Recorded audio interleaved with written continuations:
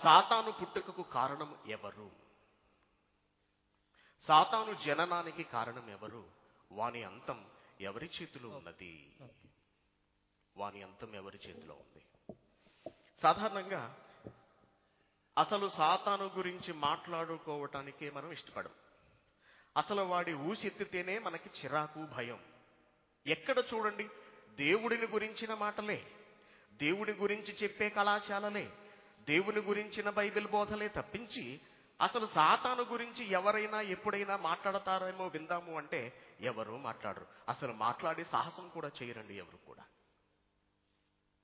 కానీ ఎందుకు సాతాను గూర్చిన అంశం పెట్టవలసి వచ్చింది అని ఆలోచిస్తేనండి, ఏమండి, ప్రపంచములో దేవుడి దగ్గరకు వెళ్ళాలి, దేవుణ్ణి నేను నమ్ముకోవాలి అని ఆలోచించేవాడు ఎవడైనా సరే మొట్టమొదట తెలుసుకోవలసింది సాతాను గురించేనండి.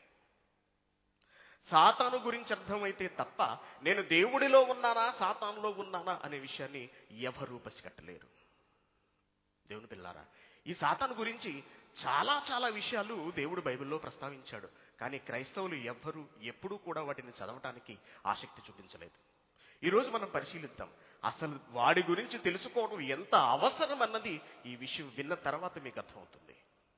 దేవుని పిల్లారా, సాతాను, ఘటసర్పము, క్రూరమృగము, అపవాది, దెయ్యము, భూతము, ఇలా రకరకాల పేర్లతో పిలువబడుతున్న ఇది ఈ భూమి మీద ఉన్నది, తిరుగుతున్నది, మనుషులను రకరకాలుగా ఇబ్బంది పెడుతోంది అనే విషయాన్ని బైబిల్ని బట్టి మనం అప్పుడప్పుడు చదవటము, చూడటం అనేది చేశాం. అయితే అసలు దానికి మనకి సంబంధం ఏమిటి? ఎందుకు మనల్ని వేధిస్తోంది? ఎందుకు మనుషులను కష్టాల్లోనికి నెడుతోంది? ఒకవేళ దేవునితో ఏమైనా గొడవలు ఉంటే దేవుడు సాతాను చూసుకోవాలి తప్పించి భూమి మీద ఉన్న మనుషులను ఇబ్బంది పెట్టవలసిన అవసరం ఏమొచ్చింది? ఒక విశేషమైన మాట మనకు బైబిల్లో కనపడుతుంది, చూడండి. పేతురు గారు రాసిన మొదటి పత్రిక 5వ అధ్యాయము 8వ వచనం. నిబ్బరమైన బుద్ధి గలవారై, పేతురు గారు రాసిన మొదటి పత్రిక 5వ అధ్యాయము 8వ వచనం. నిబ్బరమైన బుద్ధి గలవారై, నిబ్బరమైన బుద్ధి గలవారై, మెలకువగా ఉండుడి, మెలకువగా ఉండండి అంటున్నాడు. నిబ్బరమైన బుద్ధి గలవారై అంటే ఆలోచనలు మీరు స్థిరపరచుకుని మెలకువగా ఉండండి. మీ విరోధి అయిన అపవాది, మీ విరోధి అయిన అపవాది గర్జించు సింహము వలె. ఏమంటే మాట్లాడుతున్నది పేతురు గారు సమాజాన్ని ఉద్దేశిస్తూ ఒక విషయాన్ని చెబుతున్నాడు. మీ విరోధి అయిన అపవాది, మీ విరోధి అయిన అపవాది గర్జించు సింహము వలె ఎవడు దొరుకుతాడా మింగుదామని వెతకుచూ తిరుగుచున్నాడు అంటున్నాడు. వెతకుచూ తిరుగుచున్నాడు. మన విరోధ, మనకి విరోధం ఎప్పుడు వచ్చిందండి? అపవాదితోటి, సాతానుతో. ఇక్కడ ఎవరికైనా ఏమైనా పాత కక్షలు, పాత తగాదాలు ఏమైనా ఉన్నాయండి ఎప్పుడైనా? అసలు మీలో ఎవరైనా అపవాదిని చూశారా ఎప్పుడైనా? వ్యక్తిగతంగా వాడికి మనకి కక్షలు, కార్పణ్యాలు లాంటివి ఏవైనా ఉన్నాయా? ఏమీ లేవే. మహా ఉంటే మనకు మనుషులతో పాతకాలంలో ఏదైనా గొడవలు జరగొచ్చే తప్పించి మనకి సాతాను అనేవాడితో విరోధం పెట్టుకునేంత పరిచయం ఎక్కడుంది అసలు? మరి మనకు లేనప్పుడు ఎందుకు పేతురు గారు ప్రపంచానికి ఈ విషయాన్ని తెలియచేయాలనే ఉద్దేశంతో రాస్తున్నాడు? నిబ్బరమైన బుద్ధి గలవారే మెలకువగా ఉండండి. మీ విరోధి అయిన అపవాది గర్జించు సింహము వలె ఎవరిని మృంగుదునా అని వెతుకుచూ తిరుగుచున్నాడట. అంటే ఎవడు దొరుకుతాడో వేసేద్దామని వెతుకుతూ తిరుగుతున్నాడట. ఎవరు దొరకట్లేదా? ఎక్కడ తిరుగుతున్నాడు వీడు? ఎక్కడ తిరుగుతున్నాడు? ఏమండి, సాధారణంగా దెయ్యం లేదా సైతాను అనగానే ఎక్కడుందని చెబుతారు. మనకి దెయ్యాలు ఎక్కడుంటాయంటారు? శ్మశానంలో అంటారు. దెయ్యాలు ఎక్కడున్నాయంటే శ్మశానాన్ని చూపిస్తారు, అక్కడ ఉంటుంది అని. కానీ వీడు ఎక్కడ తిరుగుతున్నాడట? మనుషులు ఎక్కడుంటారండి? శ్మశానాల్లో ఉంటారా? నో, ఊళ్ళో ఉంటారు. అంటే వీడు ఎక్కడ తిరుగుతున్నాడు? ఊళ్ళో తిరుగుతున్నాడు. ఎందుకు తిరుగుతున్నాడు? ఎవడు దొరుకుతాడా? ఊళ్ళో ఎవరు లేరా? ఉన్నారు. అంటే దొరుకుతున్నారా? దొరకట్లేదా? దొరికేస్తున్నారు. దొరికేశారు. కానీ దొరికేశారనే సంగతి అర్థం కాలేదండి ఈ సమాజానికి. ఇంతకీ వీడు ఎందుకు మన మీద పగబెట్టాడు? ఎందుకు మనల్ని విరోధులుగా భావిస్తున్నాడు? మళ్ళీ చదవండి ఆ వచనాన్ని. మీ విరోధి అయిన అపవాది అన్నాడు. మీ విరోధి. మనకి విరోధం ఎప్పుడొచ్చింది, ఎలా వచ్చింది, అసలు వీడు మనకి విరోధి ఎప్పుడయ్యాడు? ఎప్పుడైనా ఆలోచించారా అండి? ఎప్పుడైనా ఆలోచించారా? ఎప్పుడైనా క్రైస్తవులు ఆలోచించారా? లేదండి, లేదు. ఆలోచిద్దాం, జాగ్రత్తగా వినండి. ఒక్కసారి మనం వెనక చరిత్రలోనికి వెళ్ళాలండి. వీడితో మనకేమైనా గొడవలు ఉన్నాయా అంటే, దేవుని పిల్లారా, దేవుడున్నాడు. ఆయన మహాశక్తిమంతుడు. ఆయనకు అసాధ్యమైనదంటూ ఏదీ లేదు. ఎంతో ప్రేమను కలిగిన వాడు దేవుడు. కానీ ఆయనను బాధ పెడుతున్నది ఒక్కటేనండి. ఆయనను బాధ పెడుతున్నది ఒక్కటే. ఆయన ఒంటరివాడు. ఆయనకంటూ ఎవరూ లేరండి. ఆయన మనసులో ఏమనుకున్నాడంటే, నాకంటూ ఎవరైనా ఉంటే బాగుంటుంది, నాకంటూ పిల్లలుంటే బాగుండును అనుకున్నాడండి. పిల్లలుంటే బాగుండును అనుకున్నాడు. ఎంతకాలం నేను ఈ ఒంటరితనాన్ని భరించాలి అనుకున్నాడు. అనుకున్నది తడువుగా ఆయన ప్రణాళికను సిద్ధం చేయటం ప్రారంభించాడండి. ప్రణాళికను సిద్ధం చేయటం ప్రారంభించాడు. తన మనసులో ఉన్న కోరికను దేవుడు ఎలా బహిర్గతపరుస్తున్నాడో ఒక్కసారి మీరు చూసినట్లయితే ఎఫెసీయులకు రాసిన పత్రిక మొదటి అధ్యాయము, ఎఫెసీయులకు రాసిన పత్రిక మొదటి అధ్యాయము 4వ వచనం నుంచి చాలా జాగ్రత్తగా గమనించండి. అసలు అపవాది పుట్టుకకు గల కారణం ఏమిటి అన్నది చాలా జాగ్రత్తగా ఈ వచనాన్ని గమనిస్తే మనకు అర్థమవుతుందండి. ఎఫెసీయులకు రాసిన పత్రిక మొదటి అధ్యాయము 4వ వచనం నుంచి, ఎట్లనగా తన ప్రియనియందు తాను ఉచితముగా మనకు అనుగ్రహించిన తన కృపకు మహిమకు కీర్తి కలగాలని తన చిత్త ప్రకారమైన దయా సంకల్పము చొప్పున యేసుక్రీస్తు ద్వారా తనకు కుమారులనుగా స్వీకరించుటకై మనలను ముందుగా తన కోసము నిర్ణయించుకుని మనలను తన కోసము నిర్ణయించుకుని మనము తన ఎదుట పరిశుద్ధులమును నిర్దోషులమునై ఉండవలెనని ఈ జగత్తుకి పునాది వేయబడక ముందే ప్రేమ చేత ఆయన క్రీస్తులో మనలను ఏర్పరుచుకొనెను. దేవుడు ఏమనుకున్నాడంటే, నాకు అనేక మంది పిల్లలు కావాలి, నా పిల్లలు ఎలాంటి వాళ్ళు అయి ఉండాలి అంటే క్రీస్తు లాంటి వాళ్ళు అయి ఉండాలి అని అనుకున్నాడట. ఎప్పుడు అనుకున్నాడంటే జగత్తుకు పునాది వేయబడక ముందు. వినాలి అందరూ శ్రద్ధగా వినండి. మీరు వినటానికి వచ్చారు, వాక్యం మీద దృష్టి పెట్టండి, ఓకేనా? మీకు దేవుడిచ్చిన అమూల్యమైన సమయాన్ని పాడు చేసుకోకండి. చాలా జాగ్రత్తగా వినండి. ఎందుకంటే మీరు ఇక్కడ కూర్చుని వినటానికి ఎంతో మంది కష్టపడ్డారు. వారి కష్టం ఫలితమే ఈ కార్యక్రమం. మీరు అశ్రద్ధగా ఉన్నారనుకోండి, ఒక రోజున మీరు దేవుడికి జవాబు చెప్పుకోవాల్సి ఉంటుంది. కాబట్టి శ్రద్ధగా వినండి. ఈ జగత్తుకి పునాది వేయబడక ముందే దేవుడు మనల్ని కావాలనుకున్నాడటండి. ఆ ఆలోచన, ఆ ప్రణాళిక ఫలితమే ఈ లోకంలో మానవ జన్మ మనం పుట్టుకొచ్చాము. ఈ దేవుడికి సేవ చేయటానికి దేవుని చుట్టూ కొన్ని దేవదూతలను దేవుడు కలుగ చేసుకున్నాడండి. దేవునికి సేవ చేయటానికి ఈరోజు మనం అనుకుంటున్న దేవదూతలు, బైబిల్లో మనం చూస్తున్న దేవదూతలు దేవుని కుమారులు అని చెప్పి చాలా మంది అనుకుంటుంటారండి. ఆ ఆలోచన తప్పు. వాళ్ళు దేవునికి సేవకులు. ఈ సేవకుల గురించి దేవుడు మాట్లాడుతూ హెబ్రీయులకు రాసిన పత్రికలో కొన్ని అద్భుతమైన విషయాలను మనకు తెలియజేస్తున్నాడు. హెబ్రీయులకు రాసిన పత్రిక మొదటి అధ్యాయము వీరందరూ వచనం 14వ వచనం. రక్షణైన శ్వాసము పొందబోవారికి చూడండి ఒకసారి. హెబ్రీయులకు రాసిన పత్రిక మొదటి అధ్యాయము 13వ వచనములో ఉన్న చివరి మాట చూడండి.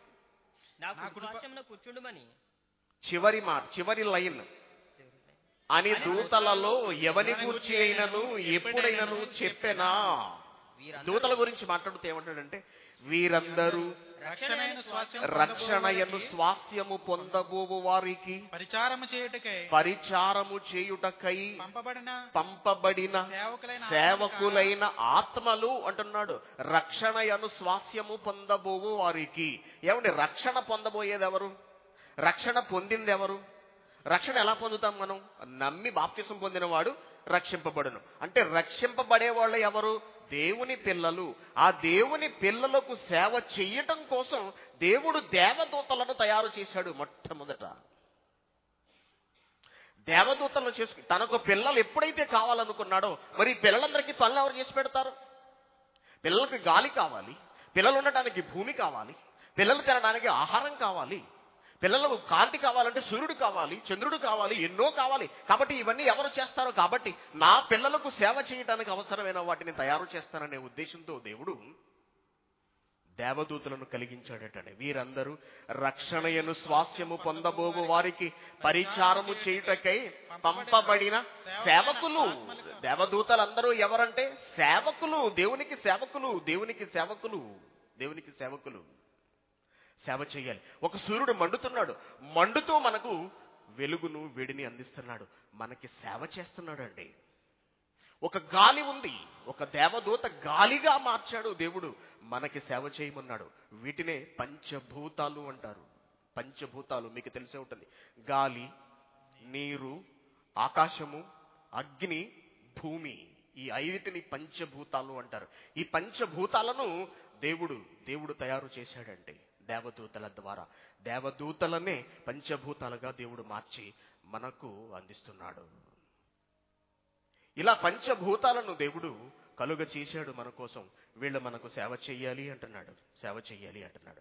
ఇంకా ఈ దేవదూతలు ఏమి చెయ్యాలి అంటున్నాడంటే 6వ వచనంలో, మొదటి అధ్యాయం 6వ వచనంలో, మరియు ఆయన భూలోకమునకు ఆది సంభూతిని మరలా రప్పించినప్పుడు దేవుని దూతలందరూ ఆయనకు నమస్కారం చేయాలి. యేసుక్రీస్తుని మరలా ఈ లోకానికి యేసు తండ్రి అయిన దేవుడు పంపినప్పుడు ఈ దేవదూతలందరూ ఆయనకి నమస్కారము, సల్యూట్ చేయాలి అని చెప్తున్నాడటండి. చూడండి, తన దూతలను వాయువులుగాను తన సేవకులను అగ్ని జ్వాలలుగాను అంటున్నాడు. ఈ దేవదూతల, ఈ వాయువు గాని అగ్ని గాని ఇవన్నీ ఎవరంటే దేవదూతలు అంటున్నాడు. దేవదూతలు. ఇంకా ఏమంటున్నాడంటే, ఇంకా కిందకు వచ్చేటప్పటికి అని తన దూతలను గూర్చి చెప్పుచున్నాడు గాని తన కుమారుని గూర్చి అయితే దేవా నీ సింహాసనము నిరంతరము నిలుచున్నది. దేవుని కుమారుడు అనగా ఆయన గర్భవాసం నుంచి పుట్టిన మనలను, మనకు సేవ చేసే సేవకులైన ఆత్మలను దేవుడు 2 భాగాలుగా విభజించాడు. మనమందరం కూడా దేవుని అంశ నుంచి, దేవునిలోంచి పుట్టుకొచ్చిన వాళ్ళం. మీకు తెలుసు, ఆదామును దేవుడు ఎలా చేశాడంటే నేల మంటితో నరుని నిర్మించి, ఆదికాండము 2వ అధ్యాయము 7వ వచనం, ఆదికాండము 2వ అధ్యాయము 7వ వచనం, దేవుడైన యెహోవా నేల మంటితో నరుని నిర్మించి వాని నాసికారంధ్రములలో జీవవాయువును ఊదగా నరుడు జీవాత్మయను. వాని నాసికారంధ్రములో జీవవాయువును, అంటే తనలో ఉన్న జీవాన్ని, తన ఆత్మను దేవుడు తయారు చేసిన మట్టి బొమ్మలోకి అలా పంపించాడండి. పంపించిన వెంటనే మనిషి కదిలాడు, అతనిలోనికి జీవం వచ్చింది, నడవటం మొదలు పెట్టాడు. జీవవాయువు అంటున్నాడు, జీవవాయువును ఊతగా అంటున్నాడు. మనమందరం సాక్షాత్తు తండ్రి అయిన దేవుని నుంచి విడివడి ఈ లోకానికి వచ్చిన వాళ్ళం. మనము దేవుని కుమారులం. దేవుడు మనలను తనలోంచి కన్నాడు. మన పిల్లలు ఎలా మన పిల్లలయ్యారు? వాళ్ళు ఎలా మన పిల్లలు అవుతారు? వాళ్ళు మనలోంచి వచ్చారు కాబట్టి వాళ్ళు మన పిల్లలు అవుతారు. సేవకుడిని ఏమంటాం మనం? సేవకుడు ఎలా వచ్చాడు మనకి? పనివాడు ఎలా వచ్చాడు? పనివాడిని పిలిస్తే పనివాడు వచ్చాడు. అంతేగాని పనివాడు కడుపును పుట్టినవాడు అవుతాడా? సేవకుడు సేవకుడే, కుమారుడు కుమారుడే. కంటే వచ్చినవాడు కుమారుడు, అంటే వచ్చినవాడు సేవకుడు. దేవదూతలందరూ సేవకులు, వాటిని దేవుడు తన నోటి మాట వలన కలిగించాడండి. దేవదూతలను దేవుడు తన నోటి మాట వలన కలిగించాడు. కీర్తనల గ్రంథము 145వ అధ్యాయము, కీర్తనల గ్రంథము 145వ అధ్యాయము 148వ అధ్యాయము 5వ వచనం చూడండి. 4వ వచనం పరమాకాశములారా, మొదటి వచనం చూడండి, ఇంకా మీకు క్లియర్ గా వివరంగా ఉంటుంది. 148వ అధ్యాయము కీర్తనల గ్రంథము మొదటి వచనం, యెహోవాను స్తుతించుడి, ఆకాశవాసులారా యెహోవాను స్తుతించండి, ఉన్నత స్థలముల నివాసులారా ఆయనను స్తుతించండి, ఆయన దూతలారా అంటున్నాడు. చూడండి, దూతలారా అంటున్నాడు. దూతలు అంటే ఎవరు? సేవకులైన ఆత్మలు. మనకు తెలుసు సేవకులు. ఆయన దూతలారా మీరందరూ ఆయనను స్తుతించండి, ఆయన సైన్యములారా మీరందరూ ఆయనను స్తుతించుడి, సూర్యుడు చంద్రుడు మీరు కూడా ఆయన స్తుతించండి, కాంతిగల నక్షత్రాలారా మీరందరూ ఆయనను స్తుతించుడి, పరమ ఆకాశము ఆకాశము పైన ఉన్న జలములారా ఆయనను స్తుతించండి, యెహోవా ఆజ్ఞ ఇవ్వగా అవి పుట్టెను అన్నాడు. చూడండి, యెహోవా ఆజ్ఞ ఇవ్వగా. మనిషిని ఎలా పుట్టించాడు? తనలోని జీవవాయువును ఊది మనిషిని పుట్టిస్తే, దేవదూతలు ఎలా పుట్టించాడటండి? దేవదూతల్ని నోటి మాటతో దేవదూతలు కలుగుగాక అన్నాడు, కలిగాయండి. భూమి కలుగుగాక అనే మాటను మనం ఆదికాండం మొదటి అధ్యాయంలో చూస్తాం. నోటి మాటతో ప్రకృతిని కలిగించాడు దేవుడు, నోటి మాటతో దేవదూతను కలిగించాడు దేవుడు. కానీ మనిషి దగ్గరకు వచ్చేటప్పటికీ తనలో ఉన్న ఆత్మను ఇచ్చి మనిషిని కన్నాడండి. అందుకే మనం సాక్షాత్తు దేవునికి కుమారులము, దేవునికి పిల్లలం. నా పిల్లలు నాకు కావాలి అనుకున్నాడండి. నేను ఒక లోకాన్ని తయారు చేశాను, అదే పరలోకం. నేను ఈ పరలోకాన్ని నా పిల్లలకు ఇస్తాను. నా పిల్లలను కని వారిని ఒక చోట ఉంచి వారు పెరిగి పెద్దయి క్రీస్తు అంతటి వాళ్ళైన తర్వాత వాళ్ళని నా దగ్గరకు తెచ్చేసుకుంటాను పరలోకానికి. నేనున్న పరలోకాన్ని నా పిల్లలకు ఇస్తాను అంటున్నాడు. హెబ్రీయులకు రాసిన పత్రిక 2వ అధ్యాయము 5వ వచనం, మనము మాట్లాడుచున్న ఆ రాబోవు లోకమును ఆయన దూతలకు లోపరచలేదు అనడండి. మనము మాట్లాడుచున్న ఆ రాబోవు లోకము దేని గురించి మనం మాట్లాడుకుంటున్నామండి? ఎందుకు సమావేశం మనం అయ్యాం ఇక్కడికి? ఎందుకు యేసుక్రీస్తుని నమ్ముకుంటున్నాం మనం? క్రీస్తుని నమ్మాల్సిన అవసరం ఏమొచ్చింది? చనిపోయిన తర్వాత పరలోకం వెళతామనండి, అంతే కదా. ఎందుకు నమ్ముతున్నాం దేవుణ్ణి? ఎందుకు యేసుక్రీస్తు అవసరం? చనిపోయిన తర్వాత ఆ లోకాన్ని దేవుడు మనకిస్తాడని. దేవుడు ఏమంటున్నాడంటే, మనము మాట్లాడుచున్న, మనము ఎదురు చూస్తున్న ఆ రాబోయే లోకము ఆయన దూతలకు ఇవ్వలేదు, దూతలకు ఇవ్వలేదు, దూతలకు ఇవ్వలేదు, దూతలకు ఇవ్వలేదు. నేను ఇవ్వనంటున్నాడండి. ఎందుకు ఇవ్వడు? ఇంట్లో పని చేసుకుని వాడికి ఎవడైనా ఇల్లు రాసి ఇచ్చేస్తాడండి? ఏమండి? కంపెనీలో పనిచేసేవాడికి ఎవడన్నా కంపెనీ రాసి ఇచ్చేస్తాడండి? కూలోళ్ళకి ఇస్తామా? ఇస్తారా అండి ఎవరైనా? ఇప్పుడు కూలివాడు యజమాని ఇల్లు రాసిచ్చేస్తే బాగుండు అనుకుంటే ఎలా ఉంటుందండి? దురాశ కదా అది, తప్పు కదా అది. మనమందరం కోయిటింట్లో వెళ్ళి పని చేసుకుంటున్నాం, డ్రైవర్లు గాను కద్దామలు గాను. బాబా నా ఏంటంటాడు, మరేం లేదు బాబా నీ ఇల్లు ఇచ్చేస్తే బాగుండు నాకు అనిపిస్తుంది అంటే, నా ఇల్లు కావాలరా నీకు? నేను పడేసి ఎంగిలి మెతుకులు తినే వెధవా, నువ్వు నా ఇంటి మీదే కన్నేశావురా? ఎలా ఉంటుందంటే? అంతే కదా. అదేంటి బాబా నాకు ఇస్తే నీ సొమ్మేం పోతుంది? నీకివ్వటమేంట్రా? ఇల్లు ఎవరి కోసం కట్టానో తెలుసా? నా కొడుకు కోసం కట్టుకున్నాను నేను. నీకివ్వటమేంటి? కారు వాడి కోసం కొన్నాను, ఇల్లు వాడి కోసం కట్టాను, నీకివ్వటమేంటి? బుద్ధుందా? అది కాదు బాబు, మీ ఇంట్లో పని చేస్తున్నాం కదా, మరి ఏంటి పని చేసి నీకు జీతం ఇస్తాం, అంతేగాని ఇళ్ళు ఇవ్వం, ఆస్తులు ఇవ్వం. సేవకులకు ఆస్తులు ఇస్తామండి మనం? ఇవ్వవండి. అందుకే దేవుడు ఏమనుకున్నాడంటే, మాటలాడుచున్న ఆ రాబోవు లోకము ఆయన దూతలకు లోబరచలేదటండి, దూతలకు ఇవ్వలేదన్నట. సింహాసనము ఏమండి, మనకొక అధికారం ఉంది, ఒక హోదా ఉంది మనకి. మనం ఏమనుకుంటాము? ఆ హోదా మన పిల్లలకి ఇవ్వాలనుకుంటాం. ప్రధానమంత్రి ఏమనుకుంటాడు? తన కుమారుడు ప్రధానమంత్రి అయితే బాగుండు అనుకుంటాడు. ముఖ్యమంత్రి తన కొడుకు ముఖ్యమంత్రి అయితే బాగుండు అనుకుంటాడు. మనం చూస్తున్నాం, అలా జరుగుతున్న సందర్భాలు కూడా మనకు కనపడుతున్నాయి ఈ రోజున వర్తమాన రాజకీయాలలో. అలాంటిది దేవుడు కూడా తన సింహాసనాన్ని మనకిస్తానన్నాడండి. మనకిస్తానడు. ప్రకటన గ్రంథము 3వ అధ్యాయము 21వ వచనం. నేను జయించి, నా తండ్రితో కూడా, యేసుక్రీస్తు అంటున్నాడు, యేసుక్రీస్తు గారు అంటున్నారు, నేను జయించి నా తండ్రితో కూడా ఆయన సింహాసనమందు కూర్చుండి ఉన్న ప్రకారము జయించువానిని నాలా జయించిన వాడిని నాతో కూడా నా సింహాసనం మీద కూర్చోబెట్టుకుంటాను. నా సింహాసనం మీద కూర్చోబెట్టు. ఈయన ఎక్కడ కూర్చున్నాడు? యేసుక్రీస్తు గారు ఎక్కడ కూర్చున్నారు? హెబ్రీయులకు రాసిన పత్రిక 1వ అధ్యాయము 13వ వచనం. నేను నీ శత్రువులను నీ పాదములకు పాదపీఠముగా చేయు వరకు నా కుడి పక్కన కూర్చోనాయన యేసుక్రీస్తు అంటున్నారు తండ్రి అయిన దేవుడు. యేసుక్రీస్తు గారు కుడి పక్కన కూర్చున్నారు, తండ్రి అయిన దేవుడు పక్కన కూర్చున్నారు.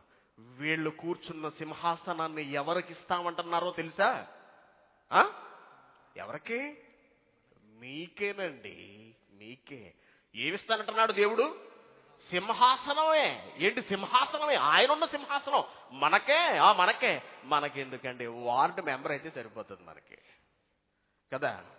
సంఘంలో ఏదైనా చిన్న పోస్ట్ అలా విసిరామంటే చాలు, అదే పరలోకంలో ఉన్న సింహాసనం అనుకుంటున్నారు ఈ రోజున. కాదండి, దేవుడు సాక్షాత్తు తన సింహాసనాన్ని ఇస్తానంటున్నాడు అండి. తన సింహాసనం ఎంత అద్భుతంగా ఉందో చూసారు.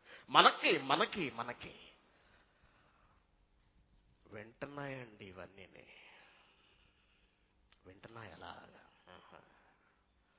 పిల్లల్ని కంటావా? కంటావు. బాగా ఆలోచిస్తున్నావు అయితేనే. మరి మా పరిస్థితి ఏంటి? ఎంతకాలం నీకు సేవ చేయాలి? ఎన్ని సంవత్సరాల నుంచి సేవ చేయాలి? నువ్వెలాంటోడివి? ఆది అంతము లేనివాడివి. పూర్ణ నీ ముందు ఏమైనా మేము ధైర్యంగా నించునే పరిస్థితి మాకుందా అంటే అది లేదు. మా పరిస్థితి ఎలా ఉందంటే, మేము నీకు ఎలా సేవలు చేయాలి అంటే, యెషయా గ్రంథము 6వ అధ్యాయము 2వ వచనం నుంచి, యెషయా గ్రంథము 6వ అధ్యాయము 2వ వచనం. ఆయనకు పైగా శరాపులు అన్నాడు. శరాపులు అంటే ఏంటో చూడండి. ఫుట్ నోట్ లో అంకె వేసి మాట్లాడుతున్నాడు. ఫుట్ నోట్ లో 1 అని అంకె వేసి కింద రాస్తున్నాడు. మహాదూతలు నిలిచి ఉండిరి. వాళ్ళు ఎలా ఉన్నారంటే, ఒక్కొక్కరికి 6 రెక్కలుండెను. ప్రతివాడు 2 రెక్కలతో ఎగురుతూ, 2 రెక్కలతో తన ముఖమును, రెంటితో తన కాళ్లను కప్పుకొనొచ్చు, రెంటితోనే ఎగరటం. 6 ఇచ్చాడండి. ఏమండి, ఎన్ని రెక్కలు ఉన్నాయట? 6 రెక్కలున్నాయి. 6 రెక్కలతో ఫ్రీగా ఎగరొచ్చు కదా? నో, కుదరదు. రెంటితో తన ముఖాన్ని. ఎందుకు ముఖాన్ని కప్పేసుకున్నాయటండి? ఎవరి ముందు నిలబడున్నాయి ఇవి? దేవుడి ముందు. ఆయన దగ్గర నుంచి వచ్చే మహాప్రకాశము, వెలుగు భరించలేక కళ్ళు ఇలా మూసుకున్నాయటండి ముఖాన్ని. కాళ్ళు రెంటితో కాళ్ళను కప్పుకున్నాయి. రెంటితోనే ఎగరటం. కూలోని గాకేసి పని చేయించుకోవడానికి, ఇంట్లో పని చేయించుకోవడానికి కూలోని గాకేశాం. కద్దమ్మా ఇంటి దగ్గర నుంచి వేద ఇచ్చి రప్పించారు. పొద్దున్న లేచిన వెంటనే జీన్స్ ప్యాంటు టీషర్ట్ వేసుకుని వచ్చింది అనుకోండి పనికి. ఎలా ఉంటుంది కొయ్యేటోళ్ళకి? అమ్మ నువ్వు పని చేయడానికి వచ్చావా, ఫ్యాషన్ షోకి వచ్చావా అంటారు. పనివాళ్ళు ఎలా ఉండాలి? పాత బట్టలు వేసుకుని పేదవాడిలా కనపడాలి కదా. దేవుడి ముందు ఎలా ఉండాలి ఎవరైనా సరే? దేవుడు మహాశక్తివంతుడు, మహానుభావుడు, సర్వోన్నతుడు. ఆయన ముందు ఎవరైనా వినయ విధేయతలతో తగ్గింపు జీవితాన్ని గడపాలి. అలాంటి దేవుని ముందు దేవునికి సేవ చేస్తున్న ఈ దేవదూతలు రెంటితో ఎగురుతూ, రెంటితో తన కాళ్ళను, రెంటితో తన ముఖాన్ని కప్పుకుని దేవుని ముందు సరిగా నిలవలేక, యెహోవా పరిశుద్ధుడు, పరిశుద్ధుడు, పరిశుద్ధుడు అని పరలోకము, సర్వలోకము ఆయన మహిమతో నిండి ఉన్నదని గొప్ప స్వరముతో గాన ప్రతిగానాలు చేస్తున్నారటండి దేవదూతలు. ఇది మా బతుకు. నీ ముందు సరిగ్గా నించునే పరిస్థితే లేదు. నీ పిల్లలు వస్తారట, వాళ్ళకి మమ్మల్ని సూర్యుడిగా పెడతావట, ఒకరిని చంద్రుడిగా పెడతావట, ఒకరిని గాలిగా పెడతావట, ఒకరిని అగ్ని జ్వాలలుగా మారుస్తావట. ఇంతవరకు నీకు సేవ చేస్తున్నాం, ఇక రాబోయే నీ పిల్లలకు కూడా మేము సేవలు చేసుకుంటూ బ్రతకాలన్నమాట. అంటే మరి మాకు సింహాసనం రాదా? అధికారం మాకు దక్కదా? ఎప్పటికీ మా బ్రతుకులు ఇంతేనా? ఇలా ఈ సేవ చేసుకుంటూ ఊడిగం చేసుకుంటూ బ్రతకటమేనా మేము అని ఆలోచించుకుని మదనపడిన దేవదూతలు అధికారం కోసం, సింహాసనం కోసం దేవుడి మీద తిరగబడ్డాయండి. దేవుడి మీద తిరగబడ్డాయి. అది చేసిన కుట్ర ఎలా ఉందో ఒక్కసారి చూస్తే ఆశ్చర్యపోతాం. దేవుడు చెబుతున్నాడు చూడండి, యెషయా గ్రంథము 14వ అధ్యాయము, యెషయా గ్రంథము 14వ అధ్యాయము, యెషయా గ్రంథము 14వ అధ్యాయము 12వ వచనం. తేజో నక్షత్రమా, వేకువ చుక్క, నువ్వు ఎలా ఆకాశం నుంచి పడ్డావే? జనములను ఎంతో మంది దేవదూతలను నీ పక్షాన చేసుకున్నావు కదా నాకు వ్యతిరేకంగా. జనములను పడగొట్టిన నీవు నేల మట్టము వరకు ఎట్లు నరకబడితివి. నేను ఆకాశమునకు ఎక్కిపోయేదను, దేవుని నక్షత్రాలకు పైగా. ఎక్కడ వేసుకుంటుందటండి? దేవుని నక్షత్రాలకు పైగా. ఎవరి సింహాసనం? నాకంటూ ఒక సింహాసనం ఉండాలి. దేవుడు నాకిచ్చేదేమిటి? దేవుడు తన సింహాసనాన్ని నాకు ఇస్తే ఎంత, ఇవ్వకపోతే ఎంత, మొత్తం అధికారాన్ని నేనే చేజిక్కించుకుంటాను. నక్షత్రములకు పైగా నా సింహాసనమును హెచ్చింతును, ఉత్తర దిక్కునున్న సభాపర్వతం మీద కూర్చుందును, మేఘ మండలము మీదకి ఎక్కుదును, మహోన్నతినితో నన్ను నేను సమానునిగా చేసుకుందును అంటున్నాడు. మహోన్నతినితో, దేవునితో సమానంగా ఉండాలని కోరుకుందండి దేవదూత. ఒక దేవదూత సమానంగా ఉండాలని కోరుకుంది. పసిగట్టాడు వెంటనే దేవుడు. అని నీవు నీ మనస్సులో అనుకుంటివి కదా. దేవుడికి తెలుసు కదండి ఎవరి మనస్సులో ఏం ఆలోచించుకుంటున్నారో దేవుడికి తెలుసు సమస్తం. నీ మనస్సులో అనుకున్నావు కదా, అంతే వెంటనే పట్టుకున్నాడండి దేవుడు. వెంటనే యుద్ధం ప్రకటించాడు. ప్రకటన గ్రంథము 12వ అధ్యాయము, ప్రకటన గ్రంథము 12వ అధ్యాయము 7వ వచనం. అంతట పరలోకమందు యుద్ధము జరిగెను. పరలోకమందు యుద్ధము జరిగెను. మిఖాయేలును అతని దూతలను ఆ ఘట సర్పముతో యుద్ధము చేయవలనని ఉండిరి గాని ఆ ఘట సర్పమును దాని దూతలను యుద్ధము చేసిరి గాని గెలవలేకపోయారటండి. ఓడిపోయింది దేవుని సైన్యాల చేతిలో. దేవుని సైన్యాధ్యక్షుడైన మిఖాయేలు చేతిలో చావు దెబ్బతిన్నది.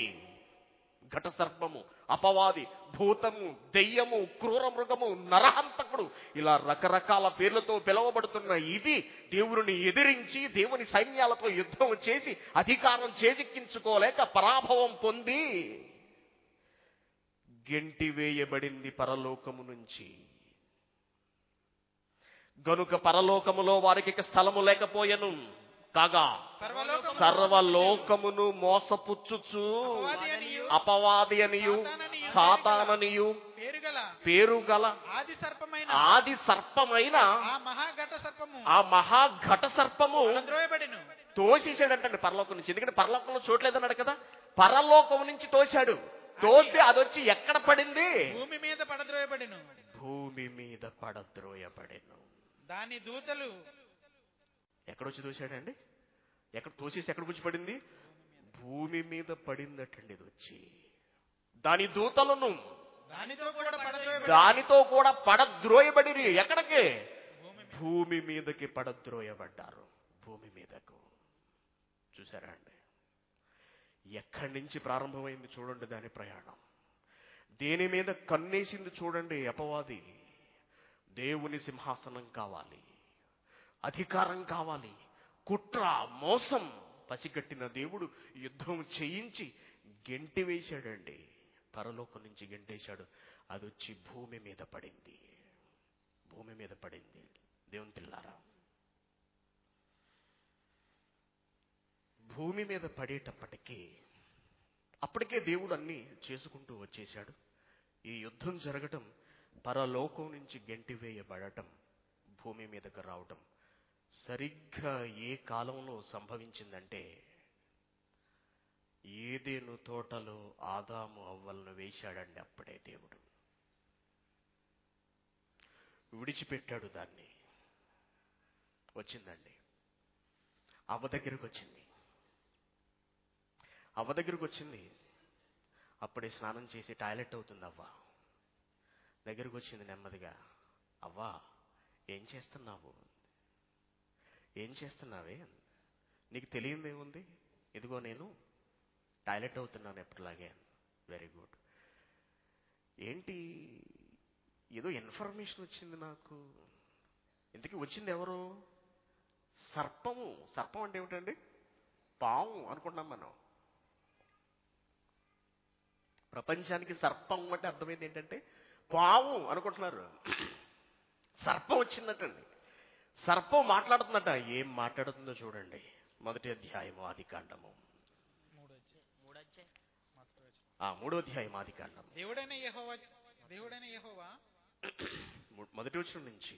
దేవుడైన యెహోవా చేసిన సమస్త జంతువులలో సర్పము యుక్తి గలదై ఉండెను. అది ఆ స్త్రీతో, ఏంటి ఇది నిజమా? ఈ తోట చెట్లలో ఈ మాట అన్నాడా దేవుడు? ఈ మాట దేవుడు అన్నాడా నిజంగా? నేను నమ్మలేకపోతున్నాను అసలు. దేవుడు ఎంత మోసం చేస్తాడని అనుకోలేదు అసలు మిమ్మల్ని నేను. కన్న పిల్లలు మిమ్మల్ని దేవుడు ఇలా చూస్తాడా? ఎక్కడైనా ఇంత దారుణం ఉందా? అసలు నువ్వు ఎప్పుడైనా ఆలోచించావా అవ్వా? అనగానే ఆడోళ్ళు అసలు ఎలాంటి వాళ్ళు? కొంచెం అలా ఎవరన్నా ఫోన్ చేశారనుకోండి, పొరపాటున ఎవరైనా ఫోన్ చేశారనుకోండి, ఎవరు నీకు ఫోన్ చేసింది అని నిలదీస్తుంది భార్య. వాళ్ళతో మాట్లాడటం నాకు ఇష్టం లేదు. అది కాదే, మామూలుగా సోదర భావంతోనే ఫోన్ చేశారు అన్నావా? ఆయన సార్ నాకు ఇష్టం లేదు. అలాంటి స్త్రీకి కొంచెం అనుమానం వచ్చే మాట అలా వదిలేవనుకోండి, అంతే టక్కన పట్టుకుంటుంది. ఏంటి మీ ఆయన ఈ మధ్య లేటుగా వస్తున్నాడు అన్నాం అనుకోండి, లేదులే మా ఆయన ఉద్యోగం కొంచెం లేట్ అవుతుంది, అబ్బే ఉత్తిదే 5ంటికి అయిపోతుందంట. నిజమా వదినా? నిజము. ఎందుకైనా మంచిది, బట్టలు ఒకసారి వాసన చూడు, మల్లెపూల వాసన వస్తున్నాయేమో అంట. అంతేనండి, అంతే స్టార్ట్ అవుతుంది అనుమానం. అది స్త్రీ సహజ లక్షణం. వీడేం చేశాడు? ఎక్కడ కొట్టాలో అక్కడ కొట్టాడండి. ఇంట్లో కొట్టాడు. ఇంట్లో కొడితే భర్త పరిస్థితి ఎలా ఉంటుంది? ఏది సామెత ఉంటుంది ఏంటి? ఇంటి పోరు ఏ పోరైనా ఉండొచ్చు కానీ ఇల్లాలి పోరు మాత్రం ఉండకూడదంట. ఇల్లాలు కంటించి అలా వదిలాడు సాతాను. వదిలేటప్పటికీ భర్త ఇంటికి వచ్చాడు. ఇదేం చేసింది? అమ్మగారు ఏం చేశారు? తినేసింది పండు. ఇప్పుడు ఏం చెయ్యాలి? భర్త చేత తినిపించాలి. భర్త తినలేదనుకోండి దేవుడు తోలు తీసేస్తాడు. కాబట్టి తలా పాపం ఇలా పిడికిడని ఒక సామెత ఉంటుంది మనకి. తప్పు చేసిన అవ్వ ఆదాము చేత కూడా తప్పు చేయించింది. ఈ తప్పు జరగటానికి కారణం ఎవరో తెలుసా అండి? సాతాను. నాకు దక్కని సింహాసనం నీ పిల్లలకు నువ్వు ఇస్తానంటున్నావు కదా, చూసుకో. ఎవడొస్తాడో చూస్తాను పరలోకం. ఈ భూమి మీద నీ కొడుకుగా పుట్టినవాడు ఒక్కడు కూడా పరలోకానికి నేను రానివ్వను సవాలు చేశాడండి వాడు దేవుడితోటి. ఒక్కడు కూడా పరలోకం రాడు. చూడు నేను ఎలా మాయ చేస్తానో. ఆ రోజు నుంచి ఈ రోజు వరకు ప్రపంచంలో సాతాను మాయ ఏ మనిషికి కనపడటం లేదండి, ఏ ఒక్కడికి కూడా. సాతాను ఉందంటే సాతాను ఏదో దెయ్యం అనుకుంటున్నారు. దెయ్యం పట్టడం అంటే ఎవరో జుట్టు విరబోసుకోవడం, పిచ్చి పిచ్చిగా కేకలు వేయడం, తెల్ల చీర కట్టుకోవడం, మల్లెపూలు పెట్టుకోవడం, జుట్టు విరబోసుకుని రాత్రులు చీకట్లో నడిచి వెళ్ళటం అనుకుంటున్నారు. నో, ప్రపంచానికి దెయ్యం పట్టేసింది కొన్ని వేల సంవత్సరాల క్రితమే. మనిషి ఆలోచనలోనికి వెళ్ళిపోయింది. బ్రతుకు మీద ఆశ పుట్టించింది మనిషికి. ఈరోజు మనిషి బ్రతుకుతున్నాడు ఎవరి కోసం? తన కోసం బ్రతుకుతున్నాడు. తన కోసం, తన కుటుంబం కోసం, తన ఇల్లు కోసం, తన పిల్లల కోసం. నువ్వు బ్రతుకోండి. నువ్వు బ్రతకాలంటే నువ్వు పని చేయాలి. నువ్వు కష్టపడి పని చేయి. నువ్వు పని చేయాలంటే నీకు చదువు కావాలి. ఎన్నో సైన్సులు పుట్టించింది, ఎన్నో చదువులను పుట్టించింది ఈ రోజున. ఆలోచించండి దేవుని పిల్లారా, ఎన్ని రంగాలు పుట్టుకొచ్చేసాయి చూసారా? ఎన్ని రకాల పనులు పుట్టుకొచ్చేసాయి చూసారా? ఎన్ని వ్యాపకాలు వచ్చేసాయి మనిషికి. ఎన్ని కళల్లో ఆరితేరిపోయాడు మనిషికి. 66 కళలటండి. ఒక్కొక్కడికి ఒక్కొక్క కళ, ఒక్కొక్కడిది ఒక్కొక్క ఆలోచన, ఒక్కొక్కడిది ఒక్కొక్క పిచ్చి. ఒకడికి పాటలంటే పిచ్చి, ఒకడికి డాన్సులు అంటే పిచ్చి, ఒకడికి క్రికెట్ అంటే పిచ్చి, మరొకడికి రాజకీయాలు, మరొకడికి పదవీ వ్యామోహం, మరొకడికి మరొకడికి డబ్బు సంపాదన. ప్రపంచంలో ఏ ఒక్కడిని విడిచిపెట్టక ప్రతి మనిషి మనస్సుని ఆవహించి ప్రతి ఒక్కడిని తన గుప్పెట్లో పెట్టుకొని ఆడిస్తున్నాడు అపవాది ఈ ప్రపంచానికి పట్టేసింది దయ్యం. అర్థం కావటం లేదండి, తెలుసుకోవట్లేదు ఈ సమాజం. డబ్బు పిచ్చి. ఎవరికి చూడండి, డబ్బు. పుట్టిన దగ్గర నుంచి డబ్బు గురించి ఆలోచన, తెల్లవారు లేచిన దగ్గర నుంచి డబ్బు గురించి ఆలోచన. మనిషి బ్రతుకుతున్నది డబ్బు కోసం. డబ్బు లేకపోతే జీవితమే లేదు అనే స్థితికి ఈ రోజున మనిషిని తీసుకువెళ్ళిపోయింది. ఎవరిని కదిపినా డబ్బే. ఆలోచించండి ఏం జరుగుతుందో అసలు ఈ ప్రపంచంలో. ఎటు చూసిన హత్యలు, దారుణాలు, మారణకాండలు. పరిశుద్ధమైన దేవుని ఆలయమైన ఈ మానవ దేహాన్ని బాంబులతో చంపుతున్నాడు, కత్తులతో తెగ నరుకుతున్నాడు. ఎవరు జరిగిస్తున్నారు ఇదంతా? సాతాను. మనుషులను రెచ్చగొట్టింది, మనిషి మీద మనిషికి రెచ్చగొట్టిందండి. ఏమండి, తోడబుట్టిన వాణ్ణి చంపేశాడు. ఎవరో? కయ్యనండి. హెబెలు చిన్నవాడిని చంపేశాడు. ఎక్కడి నుంచి వచ్చింది వీడికి ఈ బుద్ధి? వాడి మైండ్కి పట్టేసింది. మనిషిలో తప్పుడు ఆలోచనలు కలిగిస్తోంది. ప్రపంచాన్ని సర్వనాశనం వైపు తీసుకువెళ్తోంది. ప్రపంచ యుద్ధాల గురించి ఆలోచించండి ఒక్కసారి. ప్రపంచంలో హిట్లర్ జరిగించిన మారణకాండల గురించి ఆలోచించండి. ఈ రోజున ప్రపంచంలో జరుగుతున్న మారణ హోమ రక్తపాతాల గురించి ఒక్కసారి ఆలోచించండి. పేపర్ తీసి చూడండి, ఎటు చూసిన రక్తపాతమే. నరుక్కోవడం, చంపుకోవడం, హత్యలు, మోసాలు, దగ, కుట్ర. ఎవరి ప్రభావం అనుకుంటున్నారు ఇదంతా? పిల్లలు తేండి అక్కడి నుంచి. పిల్లల దగ్గర కూర్చోబెట్టుకోండి.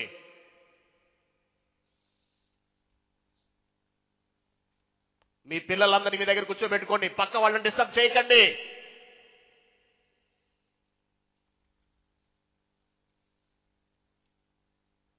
స్వర్ణలత గారు, మీ పిల్లల దగ్గర కూర్చోబెట్టుకోండి.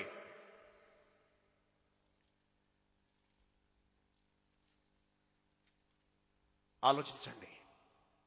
మనిషి సర్వనాశనం అయిపోతున్నాడు, పతనానికి వెళ్ళిపోతున్నాడు. ఈ రోజున ఎన్నో రోగాలకి మందులు కనిపెట్టారండి శాస్త్రవేత్తలు. ఎన్నో రోగాలకు కనిపెట్టారు మందులు. ప్రపంచంలో మనిషికి పట్టిన ఈ భయంకరమైన భూతాన్ని కనిపెట్టగలిగిన శాస్త్రవేత్త ఇంతవరకు ప్రపంచంలో పుట్టాడా? ప్రపంచంలో శాంతిని స్థాపిస్తామంటూ నానా జాతి సమితి బయలుదేరింది. ఒకప్పుడు రెండవ ప్రపంచ యుద్ధం తర్వాత, మొదటి ప్రపంచ యుద్ధం తర్వాత రెండవ ప్రపంచ యుద్ధం వచ్చింది. రెండవ ప్రపంచ యుద్ధాన్ని ఆపడంలో నానాజాతి సమితి ఫెయిల్ అయింది. రెండో ప్రపంచ యుద్ధం తర్వాత ఐక్యరాజ్య సమితి అని మళ్లీ పుట్టింది. ఎన్ని యుద్ధాలను ఇంతవరకు వీళ్ళు ఆపగలిగారు చెప్పండి? ఏ యుద్ధాలు ఆగుతున్నాయి చెప్పండి? ఎటు చూసినా, ఎక్కడ చూసినా నరమేధం. రక్తానికి మరిగాడు వాడు. దేవుని పిల్లలు దేవుని దగ్గరకి వెళ్ళటానికి వీల్లేదు. నువ్వు ఎక్కడికైనా వెళ్ళు, నువ్వు ఎలా అయినా బ్రతుకు, దేవుడి వైపు నువ్వు చూడకూడదు. ఈ ఆలోచనలో పడి మనిషి దేవుడిని పూర్తిగా పక్కకు పెట్టాడండి. మనకెప్పుడు దేవుడు గుర్తొస్తున్నాడు చెప్పండి? మనకెప్పుడు దేవుడు గుర్తొస్తున్నాడు? ఏదన్నా జబ్బు వచ్చినప్పుడు, ఏదన్నా అవసరం వచ్చినప్పుడే తప్పించి మధ్యలో దేవుడు ఎక్కడ గుర్తొస్తున్నాడు చెప్పండి మనకి? ప్రజల హృదయాల్లోంచి దేవుణ్ణి తీసివేశాడండి వాడు. పూర్తిగా వాడొచ్చి ఆక్రమించుకున్నాడు. దెయ్యము ప్రభావం ఎలా ఉందో చూసారా ఈ ప్రపంచంలో? మనం ఎప్పుడైనా ఆలోచించామండి? మనకు తట్టవండి ఇలాంటివి. కారణం ఏంటో తెలుసా? మనం ఎప్పుడు బైబిల్ చదవలేదండి. మనం ఎప్పుడు బైబిల్ చదవమండి. బైబిల్ ఎలా చదువుతాం మనం? పొద్దున్న లేచి దీన్ని ఇలా మూసి ఇలా సాగనరిస్తాం. ఇక్కడ ఏముంది? కీర్తనలు, అందులో ఉన్న ఆశీర్వాదాలు. దేవుడు నాకే ఈరోజు ఈ వాక్యం ఇచ్చాడు, దేవుని స్తోత్రం, హల్లెలూయా అనుకోవడం, వెళ్ళిపోవడం. అసలు బైబిల్ని పరిశీలించింది ఎక్కడ మనం ఏ రోజైనా? అసలు దేవుని ఆలోచనలోనికి వెళ్ళింది ఎప్పుడు? దేవుడు నన్ను పుట్టించాడు కదా, అసలు నన్ను ఎందుకు పుట్టించాడు, నా వలన దేవునికి కలిగే ఉపయోగం ఏమిటి, అసలు నేను పుట్టి ఏం చేయగలుగుతున్నాను దేవునికి అని ఎవరైనా ఎప్పుడైనా ఆలోచించారా అండి?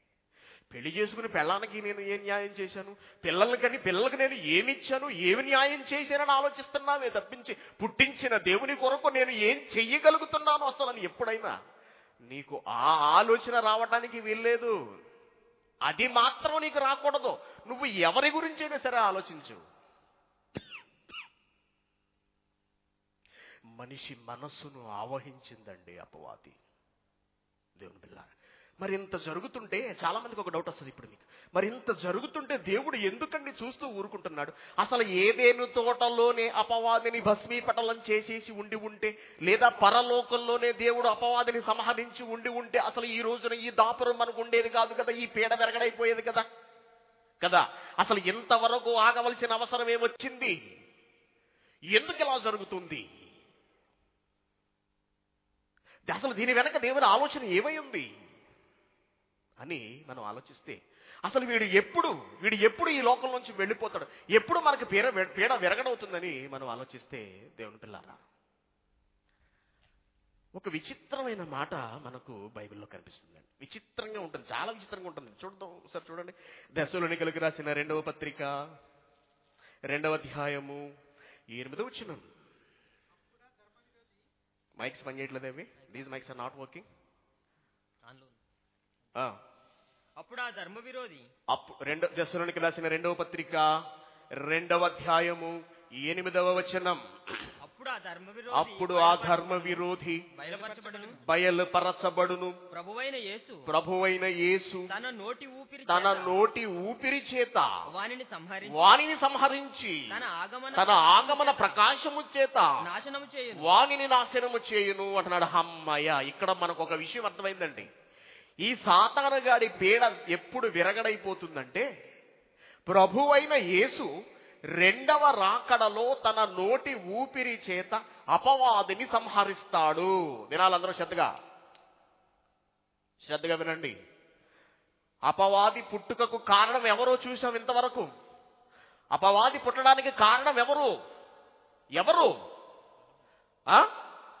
ఈ లోకములో లేదా పరలోకములో ఉన్న దేవదూత అపవిత్రాత్మగా మారిపోవడానికి కారణం ఎవరు? మనమేనండి. ఆయన పిల్లలమైన మనమే. మనల్ని పుట్టిస్తానని ఎప్పుడైతే అనుకున్నాడో, పరలోకం మనకిస్తానని ఎప్పుడైతే దేవుడు మనసులో అనుకున్నాడో, బయట పెట్టాడో, సభలో ఆ విషయాన్ని తిరగబడిపోయాయి దేవదూతలు కొంతమంది. అవే సాతానుగా మారాయి. అంటే సాతాను పుట్టడానికి కారణం మనమే, దెయ్యం పుట్టుకకు కారణం మనమే. మరి వీడి అంతం ఎలా ఉంటుంది అన్నది దేవుడు చెబుతున్నాడంటే, మళ్ళీ చదవండి.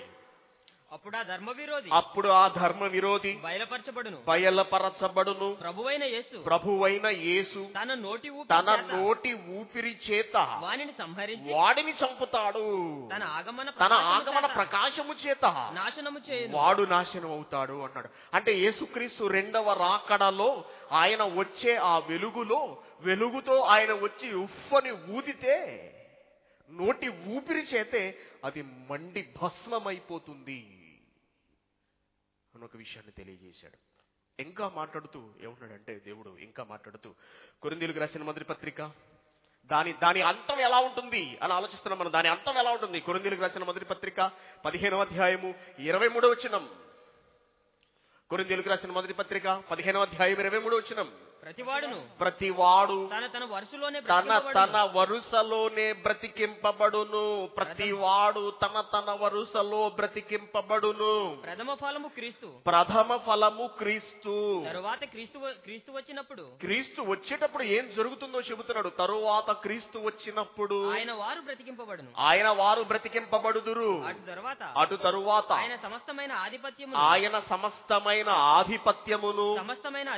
సమస్తమైన అధికారమును బలము కొట్టివేసి తన తండ్రి అయిన దేవునికి రాజ్యమును అప్పగించును.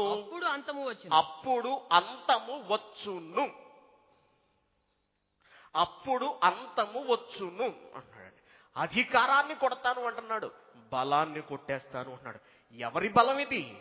సాతాను బలాన్ని కొట్టేస్తాను నా రెండవ రాకడలో అంటున్నాడు.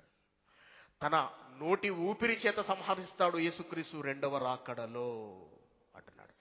అంటే మనలను పట్టి ఆవహించిన ఈ అపవాది చావాలి అంటే క్రీస్తు ఈ లోకానికి రావాలన్నమాట. Very good. ఆలోచించండి. ఇక్కడి నుంచి చాలా జాగ్రత్తగా వినాలి. వాని అంతం ఎవరి చేతిలో ఉందో మనకు అర్థమవుతుంది. వాడి మరణం ఎలా సంభవించబోతుందో మనకు తెలుస్తుంది. జాగ్రత్తగా వినండి. వాడు చావాలి అంటే యేసుక్రీస్తు ఈ లోకానికి రావాలి.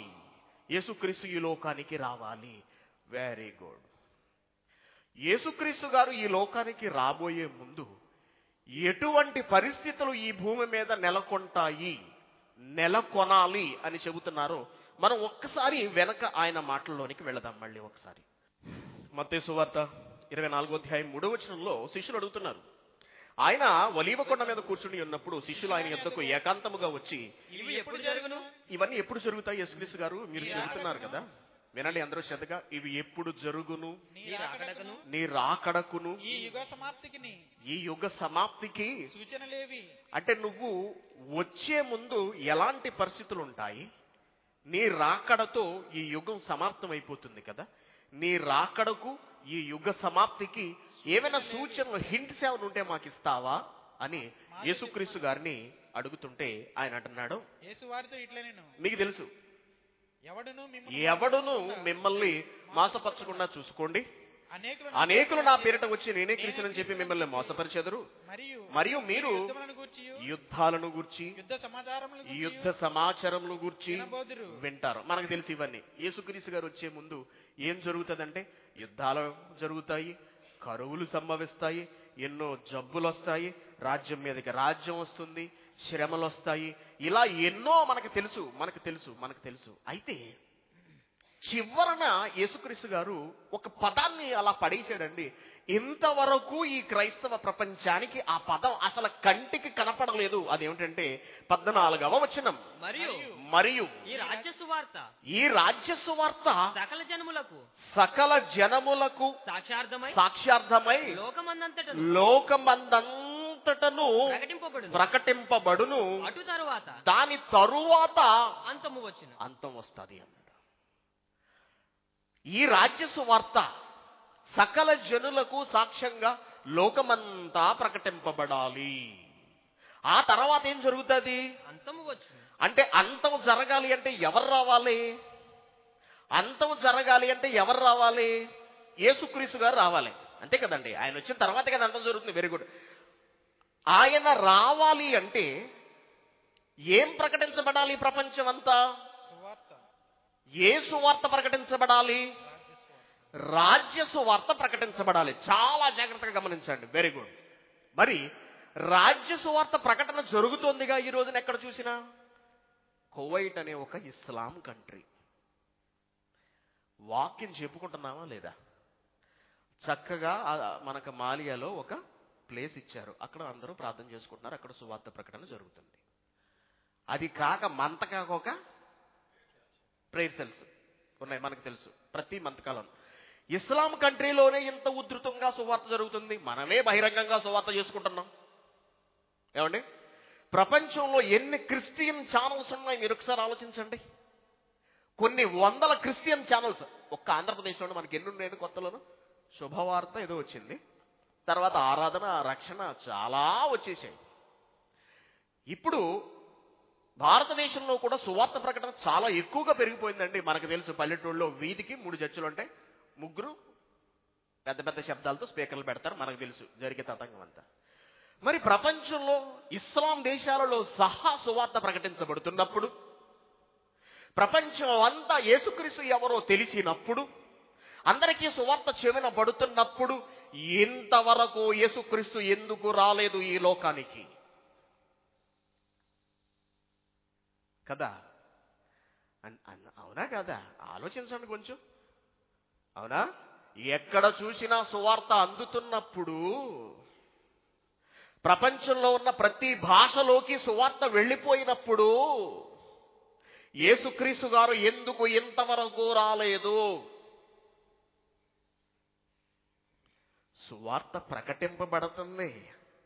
అది ఏ సువార్తో తెలుసా? అది రాజ్య సువార్త కాదు. సువార్తలలో 2 రకాలు ఉన్నాయండి. బోధించే ప్రతి సువార్త రాజ్య సువార్త కాదు.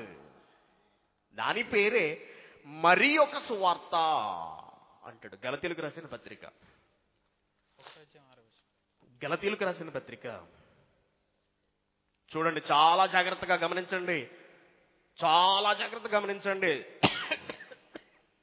మొదటి అధ్యాయము క్రీస్తు కృపను బట్టి 6వ వచనం. క్రీస్తు కృపను బట్టి మొదటి అధ్యాయము 6వ వచనం. క్రీస్తు కృపను బట్టి మిమ్మల్ని పిలిచిన వారిని విడిచి మిమ్మల్ని పిలిచిన వానిని విడిచి భిన్నమైన సువార్త తట్టుకు భిన్నమైన సువార్త అన్నాడు. చూడండి ఇక్కడ, అంటే సువార్త ఉంది, భిన్నమైన సువార్త ఉంది. భిన్నమైన సువార్త అంటే 2 రకాల సువార్తలు మనకు కనపడుతున్నాయి. భిన్నమైన సువార్త, రాజ్య సువార్త. రాజ్య సువార్త యేసుక్రీస్తు ప్రకటించినది. ఇది పరలోకం గురించి తెలియచేసే సువార్త. మరి ఒక సువార్త అంటే అది శరీర సంబంధమైన బోధ. యేసుప్రభు నమ్ముకోండి, మీకు జ్వరం తగ్గిపోతుంది. యేసుప్రభు నమ్ముకోండి, మీకు రోగాలు పోతాయి. యేసుప్రభు నమ్ముకోండి, మీకు ఉద్యోగం వస్తుంది. యేసుప్రభు నమ్ముకోండి, మీకు అన్నీ జరుగుతాయి. యేసుప్రభు నమ్ముకోండి, మీకు ఎక్కడ చూడండి యేసుక్రీస్తుని ఎందుకు నమ్ముకోమంటున్నారు? సాక్ష్యాలు చూడండి. ఏమి సాక్ష్యాలుగా చెబుతున్నారు? వేటిని సాక్ష్యాలుగా చెబుతున్నారు? నాకు మేలు జరిగిందండి, దేవుడు నాకు ఈ సహాయం చేశాడండి, దేవుడు నా జీవితంలో అద్భుత కార్యం చేశాడండి. ఇదేనా? అంటే యేసుక్రీస్తు అంటే కేవలం నీ రోగాలు తీసేవాడేనా? ఇదేనా సువార్త ప్రకటన అంటే? నో. ఒకవేళ ఇదే రాజ్య సువార్త అయితే ఎప్పుడో యేసుక్రీస్తు ఈ లోకానికి వచ్చేసి ఉండాలి. ఇప్పటికే రాలేదు అంటే ప్రకటింపబడుతున్న ఈ సువార్త రాజ్య సువార్త కాదండి. క్రీస్తు బోధ పరలోకానికి సంబంధించినది. అది ఆత్మ సంబంధమైన సువార్త. శరీర సుఖానికి యేసుక్రీస్తు ఎక్కడా ప్రాధాన్యత ఇవ్వలేదండి. అసలు శరీరము కేవలం నిష్ప్రయోజనం అని చెప్పిన వ్యక్తి స్వస్థత చేసుకుంటూ ఎందుకు వెళ్ళాడు అంటే, ఆ రోజుల్లో ఏదో చేస్తే తప్ప, జరిగితే తప్ప చుట్టూ ఉన్న ఇశ్రాయేలీలు నమ్మరండి. వాళ్ళు ఆ రోజు మోషేకు కొన్ని అద్భుతాలు, సూచక్రియలు చేతికిచ్చి పంపించాడు దేవుడు. దేనికిచ్చాడు? పావును పట్టుకో, అది కర్ర అవుతుంది. మళ్ళీ కర్రను పట్టుకో, అది పాము అవుతుంది. నీళ్లు వలకపోయి రక్తం అవుతాయి. ఎందుకు ఇవన్నీ చేతికిచ్చాడు? ఇశ్రాయేలీలు వాళ్ళు నమ్మరు. వాళ్ళు నమ్మించాలి అంటే ఏదో ఒకటి చెయ్యాలి. కాబట్టే ఆ రోజున యూదులలో పుట్టిన యేసుక్రీస్తు గారు వాళ్ళని నమ్మించడానికి సూచక క్రియలు చేశాడు. ఈ రోజున అదే తెచ్చేశారు. యేసుక్రీస్తు అంటే కేవలం రోగాలు తీసేవాడు, నీ అవసరాలు తీసేవాడు, నీ జబ్బులు తీసేవాడు. ఇంతేనా అండి? ఈ సువార్త ప్రకటించబడుతోంది ప్రపంచమంతా. ఆత్మలను రక్షించే బోధ ఎక్కడా లేదండి. ఎక్కడా లేదు, ఎక్కడా లేదు, ఎక్కడా లేదు. దేవుని పిల్లలారా, మళ్ళీ చదవండి మత్తయి సువార్త. మత్తయి సువార్త 24వ అధ్యాయము 14వ వచనం. మరియు ఈ రాజ్య సువార్త సకల జనములకు సాక్షార్థమై లోకమందంతటా ప్రకటించబడును. అటు తరువాతే అంతం వస్తుంది అంటున్నాడు. అంతం వస్తుంది, అటు తరువాత అంతం వస్తుంది. అంతం రావాలి అంటే సువార్త ప్రకటించబడాలి. Very good. ఇప్పుడు సువార్త ప్రకటించాలి అంటున్నారు. బాగుంది. సువార్త ఎవరు ప్రకటించాలి?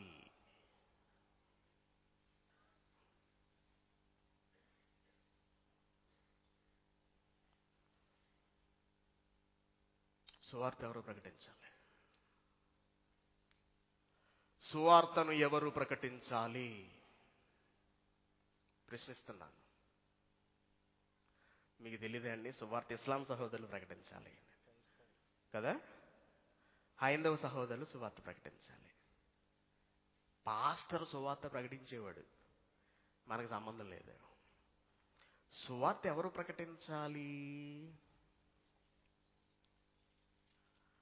మాట్లాడరేంటి? ఆ? ఆ, ఎక్కడో మిస్ కొడతాము చూసారా ఈ వచనం చూస్తుంటే మనకి కదా, ఎక్కడో తప్పుతుంది గాడి. ఒక అద్భుతమైన మాటను ప్రయోగిస్తున్నారు చూడండి. మనం ఆదికాండం, ఒకసారి మనం ఆదికాండం దగ్గరికి వెళదాం. ఆదికాండము 3వ అధ్యాయం. ఆదికాండము 3వ అధ్యాయం.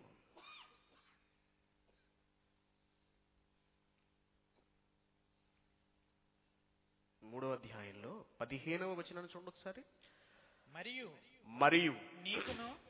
నీకును స్త్రీకిని నీ సంతానమునకును ఆమె సంతానమునకును వైరము కలుగజేసేదని. ఎవరితో మాట్లాడుతున్నాడు దేవుడు ఈ మాటను? ఎవరితో మాట్లాడుతున్నాడు?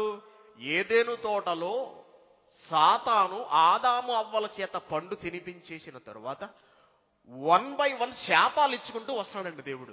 మొట్టమొదట సాతాను దగ్గరికి వచ్చి అంటున్నాడు దేవుడు, ఏమంటున్నాడంటే, నీకును స్త్రీకిని నీ సంతానమునకును ఆమె సంతానమునకును వైరం వస్తుంది, వైరము కలుగజేసేదను. అది నిన్ను తల మీద కొడుతుంది. ఏది నిన్ను తల మీద కొడుతుంది? స్త్రీ సంతానము అంటే ఎవరు? ప్రపంచ మానవాళి. స్త్రీ సంతానము నిన్ను తల మీద కొడతాది. నువ్వేం చేస్తావు? దానిని మడమ మీద కొడతావు.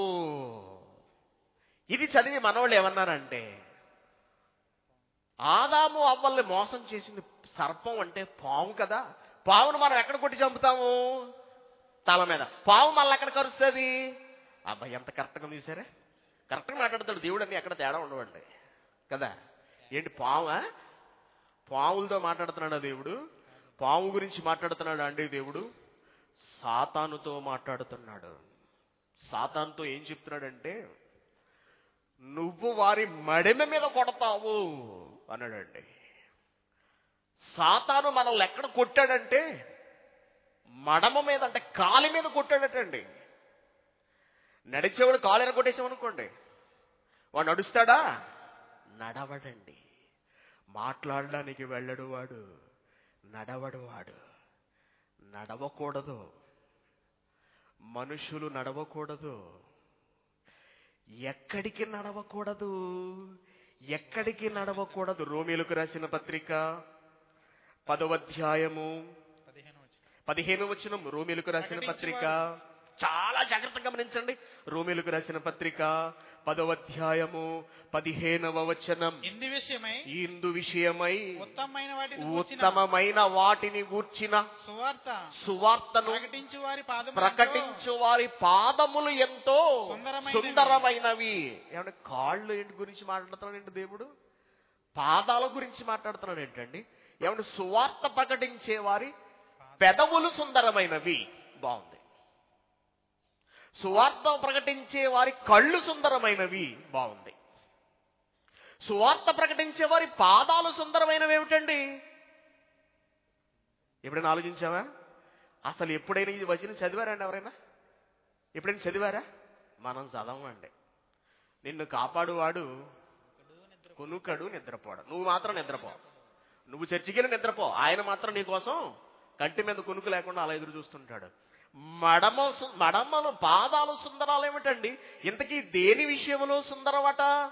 ఉత్తమమైన సువార్తను ప్రకటించు వారి పాదములు అంటున్నాడు. సువార్త ప్రకటించడానికి వెళ్లే వారి పాదములు సుందరములు. సువార్త ప్రకటించటానికి వెళ్ళాలి, సువార్త ప్రకటించటానికి వెళ్ళాలి. ఎందుకు వెళ్ళాలి? ఎందుకు వెళ్ళాలి? మార్కు సువార్త 16వ అధ్యాయము 15వ వచనం. మార్కు సువార్త 16వ అధ్యాయము 15వ వచనం. మీరు సర్వలోకమునకు వెళ్ళి సర్వ సృష్టికి సువార్తను ప్రకటించండి చెప్పాడు యేసుక్రీస్తు గారు. మీరు సర్వలోకానికి వెళ్ళి, ఎవరితో చెబుతున్నాడు ఈ మాట? తాను తిరిగి వెళ్ళిపోతూ అపోస్తలులతో చెబుతున్న మాట ఇది. మీరు సర్వలోకానికి వెళ్ళి చెప్పండి అన్నాడు. వాళ్ళు వెళ్ళి చెప్పారు. వాళ్ళతో ఇంకా ఏమన్నాడంటేనండి యేసుక్రీస్తు, ఈ మాట కేవలం అపోస్తలులతో మాత్రమే చెప్పింది అనుకుంటారేమో. మత్తయి సువార్త 28వ అధ్యాయము, మత్తయి సువార్త 28వ అధ్యాయము 19వ వచనం. కాబట్టి మీరు వెళ్ళి సమస్త జనులను శిష్యులనుగా చేయండి, తండ్రి యొక్కయు కుమారుని యొక్కయు పరిశుద్ధాత్మ యొక్కయు నామములోనికి వారికి బాప్తిస్మం ఇచ్చుచు నేనేం చెప్పానో గమనించండి, నేనేం చెప్పానో మీరు వెళ్ళి వాళ్ళకి చెప్పండి అన్నాడు. నేనేం చెప్పానో మీరు వెళ్ళి వాళ్ళకి చెప్పండి. నేను మీకు ఏం చెప్పాను? నేను మీకు ఏ ఆజ్ఞ ఇచ్చాను? సర్వలోకానికి వెళ్ళి సర్వ సృష్టికి సువార్తను ప్రకటించు. నువ్వేం చెప్పాలి వాళ్ళకి వెళ్ళి? వాళ్లకు కూడా నువ్వేం చెబుతావంటే, మీరు కూడా దేవుని జ్ఞానాన్ని నేర్చుకుని సర్వలోకానికి వెళ్ళి సర్వ సృష్టికి సువార్తను ప్రకటించండి. అంటే ఇప్పుడు మనకు అర్థమైపోయింది, ప్రతి క్రైస్తవుడి విధి ఏమిటి? సువార్తను ప్రకటించడం. సువార్త ప్రకటిస్తే ఎవరు వచ్చేస్తారు? యేసుక్రీస్తు గారు వచ్చేస్తారు. యేసుక్రీస్తు వచ్చేస్తే అంతం వస్తుంది. యేసుక్రీస్తు రాకతో ఎవరు నాశనం అయిపోతారు? ఎవరు భస్మమైపోతారు? ఎవరు బూడిదైపోతారు? అపవాది బూడిదైపోతుంది. తాను ఈ భూమి మీద బ్రతకాలి అంటే, చావు తెచ్చుకోకుండా కలకాలం ఈ భూమి మీద ఉండాలి అంటే యేసు రాకూడదు. యేసు రావాలి అంటే సువార్త ప్రకటన జరగాలి. యేసు రాకుండా ఆగాలి అంటే సువార్త ప్రకటన ఆగాలి. సువార్త ప్రకటించకూడదు ఎవ్వడూ కూడా. కాబట్టి ఏం చేసిందంటే అపవాది మడమ మీద కొట్టిందండి. క్రైస్తవుల మడమ మీద కొట్టింది. సువార్త ప్రకటించడానికి వెళుతున్నావా? వెళుతున్నావా? వెళుతున్నావా? వెళుతున్నావా? మరి ఎక్కడికి వెళుతున్నాం? పొద్దున్న లేచి 6 గంటలకు లేచి గబగబా డ్యూటీ, ఇంటికి వచ్చేసాం. ఇంటికి వచ్చిన తర్వాత మళ్ళీ ఇంటి దగ్గర అయితే సినిమాలు, షికార్లు. ఈ పాదాలు దేని కొరకు నడుస్తున్నాయి? పుట్టినప్పటి నుంచి చచ్చిపోయేంత వరకు ఈ కాళ్ళు, ఈ పాదాలు దేని కొరకు పరుగులు పెడుతున్నాయి? బ్రతుకు కాలం అంతా మన కష్టము, మన ఇల్లు, మన పిల్లలు, మన సంపాదన, మన ఆస్తులు, మన జీవితాలు, దీనికోసం ఈ కాళ్ళు పరుగులు పెడుతున్నాయి. ఈ చేతులు పని చేస్తున్నాయి, ఈ కళ్ళు చూస్తున్నాయి, ఈ పెదవులు కదులుతున్నాయి, ఈ నాలుక మాట్లాడుతోంది తప్పించి ఏనాడైనా దేవుడు చెప్పిన ఈ బైబిల్ నుంచి 4 మాటలు తీసుకుని లోకానికి వెళ్ళి చెబుతావన్న ఆలోచన అసలు ఎప్పుడైనా ఎవరికైనా కలిగిందా? కలగలేదు. మళ్ళీ ఈ కాళ్ళు ఎక్కడికి తీసుకెళ్తాము? వారానికి ఒకసారి వీటిని నడిపించుకుంటూ వెళ్ళి ఆ చర్చిలో కూర్చోబెట్టి కాళ్ళకు విశ్రాంతి ఇస్తాం. మళ్ళీ నెమ్మదిగా అలా రిలాక్స్ అవుతాం. చాలా మంది రిలాక్స్ అవుతున్నారు, అందుకే లేపుతున్నాను నేను మధ్య మధ్యలో. అసలు మీ కాళ్ళతో ఎంత ప్రమాదమో మీకు తెలియటం లేదు. కాళ్ళు చూసుకుంటున్నారా? మడలు పగిలిపోతున్నాయని రాళ్లు కొనుక్కొని గోకుంటున్నారా? కాళ్ళు నరికేస్తానంటున్నాడు దేవుడు. దేవుని పిల్లలారా, పాదములు దేనికిచ్చాడు దేవుడు? కాళ్ళు దేనికిచ్చాడు దేవుడు? శరీరములో ఉన్న అవయవాలు దేనికిచ్చాడు దేవుడు? ప్రపంచం తగలబడుతుంది బయట. అపవాది మాయలో చిక్కుకున్న ఈ ప్రపంచం మండిపోతుంది. దీన్ని నువ్వు ఆపాలి అంటే ఏం చెయ్యాలో తెలుసా? సర్వలోకానికి వెళ్ళి సర్వ సృష్టికి సువార్తను ప్రకటించమంటే వారానికి ఒకసారి మనం ఈ శరీరాన్ని ఏడిచికెళ్ళి చర్చిలో కూర్చోబెట్టి అక్కడ పడుకుంటున్నాం. ఎవరు సువార్త ప్రకటిస్తున్నారు? ఎందుకు ప్రకటించటం లేదు?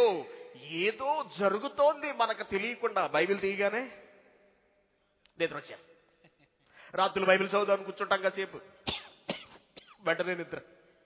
అవునండి కదా, చర్చికి వెళ్ళి అక్కడ నిద్ర. ఏంటండి, ఏం జరుగుతుందండి? ఎందుకు ఇలా అయిపోతున్నామండి మనము? ఏదో జరుగుతోంది. అదే సాతాను మాయ, అదే అపవాది తంత్రం. దేవుని పిల్లలారా, అది ఈ భూమి మీద శాశ్వత కాలం బ్రతకాలి అంటే నువ్వు సువార్త ప్రకటించకూడదు. నీ పాదాలు సువార్త ప్రకటన నిమిత్తం కదలకూడదు. అసలు బైబిల్లో ఏముందో తెలియకూడదు ఎవరికి. అందుకే ఏం చేసిందంటే కొరింథీయులకు రాసిన 2వ పత్రిక చూడండి, దేవుని స్వరూపి 4వ అధ్యాయము 4వ వచనం. దేవుని స్వరూపి అయ్యున్న క్రీస్తు మహిమను కనపరుచు సువార్త ప్రకాశము వారి కన్నులకు ప్రకాశింపకుండు నిమిత్తము ఈ యుగ సంబంధమైన దేవత అవిశ్వాసులైన వారి మనోనేత్రములకు గొడ్డితనము కలగ చేసెను. అసలు బైబిల్లో సువార్తను ప్రకటించాలి, ఇది క్రైస్తవుని ప్రథమ విధి అనే సంగతి ప్రపంచంలో ఎవరికి తెలియదు. దేవుడు ఎందుకున్నాడంటే అవసరాలు తీర్చడానికి అనుకున్నారు. నా బాధ్యత ఏమిటని ఎవరో ఆలోచించలేదు ఇంతవరకు. ఎంత దారుణం అండి, ఎంత దారుణం అండి. అందుకేనండి లేఖనాల పరిశోధన సదస్సు, అందుకే లేఖనాల పరిశోధన సదస్సు పరిశీలించలేదు ప్రపంచం ఇంతవరకు. లేఖనాలను తమకు తెలిసిందే నిజమనుకుంటుంది. ఎవడో పిచ్చివాడు ఒళ్ళు బాగోక ఒక రకమైన స్కిజోఫీనియా అనే ఒక జబ్బుతో పిచ్చి పిచ్చిగా మాట్లాడుతూ కేకలు వేస్తుంటే వాడికి దెయ్యం పట్టిందని ప్రపంచం మొత్తాన్ని వాడి వైపు చూపిస్తుంది సాతాను. ప్రపంచంలో ప్రతి మనిషిని ఆవహించి దేవుడి గురించి ఆలోచనించనివ్వక, దేవుడి గురించి బ్రతకనివ్వక, సువార్తను ప్రకటించడానికి బయటకు వెళ్ళనివ్వక ప్రతి మనిషిని మడమ మీద కాటు వేసిందండి. కానీ దేవుడు ఏం కోరుకుంటున్నాడో తెలుసా? దేవుడు ఎన్ని ఆశలు పెట్టుకున్నాడో మన గురించి మీకు తెలుసా అండి? అసలు దాని విషయంలో మనం ఎలా ప్రవర్తించాలని కోరుకుంటున్నాడో తెలుసా మీకు? రోమీయులకు రాసిన పత్రిక 16వ అధ్యాయం 20వ వచనం. రోమీయులకు రాసిన పత్రిక 16వ అధ్యాయము 20వ వచనంలో చూడండి ఏమంటున్నాడో. దేవుడు మన గురించి ఎంత గొప్పగా ఊహించుకుంటున్నాడంటే, సమాధానకర్తయగు దేవుడే సాతానును నీ కాళ్ల కింద శీఘ్రముగా చితక తొక్కించును అంటున్నాడు. దేవుడు సాతానును మన కాళ్ల చేత, మన కాళ్ల కింద తొక్కిస్తాను అంటాడండి. ఎలా తొక్కిస్తాడు? మనం ఎలా తొక్కగలం? సాతాను తల మీద మనం ఎప్పుడు అడుగు వేయగలం? ఆలోచించండి. జీవవాక్యాన్ని చేతట్టుకుని దేవుని జ్ఞానాన్ని అవపోషణ పట్టి ప్రపంచాన్ని వెలిగించడానికి నువ్వు బయటికి వెళుతున్నప్పుడు నువ్వు వేసే ప్రతి అడుగు ఎవరి మీద పడుతుందో తెలుసా అండి? సాతాను తల మీద పడుతుంది. నీ చేత తొక్కిస్తాను దాన్ని అంటున్నాడు. ఎలాగా? ఎలా? వాక్యం ద్వారా. నువ్వు వాక్యం చదువు, దాన్ని పఠించు, అభ్యాసన చెయ్యి, అవపోషణ పట్టు, సమాజంలోనికి వెళ్ళు, సాతాను చేస్తున్న మోసాలను బయటపెట్టు, ప్రపంచానికి తెలియచేయి, సువార్తను ప్రకటించు అని దేవుడు చెబుతుంటే, నీ చేత తొక్కిస్తానని దేవుడు మనకి చెబుతుంటే దాని చేత మనం తొక్కించేసుకుంటున్నాం కదండి. ఏమంటే మనం సాతాను తొక్కుతున్నామా? సాతాను మనం తొక్కేస్తుందా? అపవాది చేత మనము తొక్కించుకుంటున్నామండి. పైగా ఎలా తొక్కిస్తానంటున్నాడు? మన చేత అపవాది ఎలా చితక తొక్కించడం అంటే ఏంటండి? కొట్టడం. కొట్టారండి నన్ను. ఎలా కొట్టారు? లాగి దవడ మీద కొట్టారు. అంతేనా? లేదండి, ఒళ్ళంతా చితక కొట్టేశారు అన్నాం అనుకోండి. అంటే దాని అర్థం ఏంటి? కైమా కింద కొట్టేశారు నేను అర్థం. ఇంకా చితక ఎప్పుడు తొక్కుతామండి మనం? చితక తొక్కడం అంటే మట్టి తొక్కుతారు చూసారా? అడుసు తొక్కడం అంట. కరెక్ట్, అడుసు తొక్కడం. అదండి చితక తొక్కడం అంటే. అలా తొక్కాలి అని దేవుడు మనకిచ్చాడండి అవకాశం. అపవాదిని చంపడం దేవునికి ఒక క్షణంలో పనండి. మట్టు పెట్టగలడు ఆయన. కానీ నువ్వు చంపాలి అనుకున్నాడు. నువ్వు దాన్ని భస్మీపటలం చెయ్యాలి. నీ నోటి ద్వారా వచ్చే మాటలతో ప్రజల మనస్సుల్లో తిష్ట వేసి కూర్చున్న అపవాది పారిపోవాలి అనుకున్నాడు దేవుడు. కానీ ఈ రోజున ఎంతమంది సాతాను తలను చితక తొక్కుతున్నారు, సువార్త ప్రకటించడానికి ముందుకు వెళుతున్నారు చెప్పండి? క్రైస్తవులు ఎంతమంది ఉన్నారు? ఒకసారి చేతులెత్తండి.